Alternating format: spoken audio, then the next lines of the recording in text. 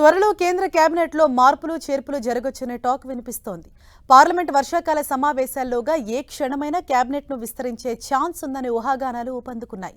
మంత్రి మండలిలో ఇప్పటికే ఖాళీగా ఉన్న, త్వరలో ఖాళీ కాబోతున్న స్థానాలు భర్తీ చేయడంతో పాటు తృణమూల్ కాంగ్రెస్, శివసేన యూబీటీ నుంచి చీలిక వర్గం ఎంపీలు స్థానం కల్పించే అవకాశం ఉందని తెలుస్తోంది. నితిన్ నవీన్ టీంలో కొన్ని కీలకమైన పదవుల్ని కొంతమంది యువ నేతలకు అప్పగించే అవకాశం ఉందని సమాచారం. ఇప్పటికే పార్టీ పదవుల జాబితా దాదాపు కొలిక్కొచ్చింది. దీంతో కేబినెట్ కూడా విస్తరించాలని మోదీ భావిస్తున్నట్లు సమాచారం. కొందరు కేంద్ర మంత్రులతో నబీన్ భేటీ అయ్యారు. దీంతో మోదీ టీంలోకి కొత్త వారిని మంత్రులుగా తీసుకోవటం, కొందరి శాఖల్ని మార్చే అవకాశం ఉన్నట్లు సంకేతాలు వెలువడుతున్నాయి. సీషెల్స్ పర్యటన ముగిసిన అనంతరం వారం రోజుల పాటు దేశంలో ప్రధాని ఉండనున్నారు. తిరిగి జూలై 6 నుంచి 11 వరకు మోదీ విదేశాల్లో ఉంటారు.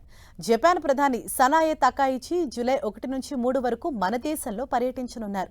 ఈ బిజీ షెడ్యూల్లో తన వెసులుబాటును బట్టి మంత్రి మండలిలో ప్రధాని మార్పులు చేపట్టనున్నారు.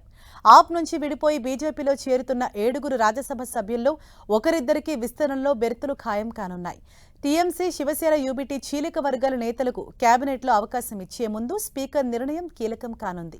ఇక పలువురు కేంద్ర మంత్రులను రాష్ట్రాలకు గవర్నర్లుగా పంపించే ప్రతిపాదన కూడా ఉన్నట్లు తెలుస్తోంది.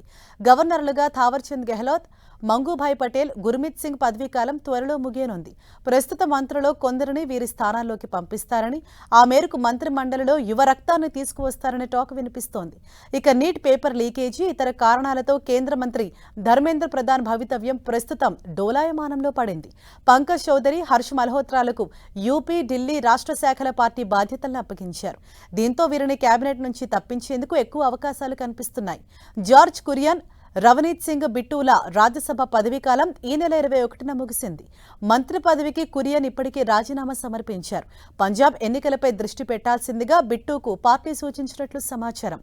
ఇక వచ్చే ఏడాది అసెంబ్లీ ఎన్నికలు జరగనున్న ఉత్తరప్రదేశ్, ఉత్తరాఖండ్, పంజాబ్ల నుంచి పలువురికి ఈసారి మోదీ బృందంలో మంత్రులుగా అవకాశం రావచ్చనే ప్రచారం జోరుగా జరుగుతోంది.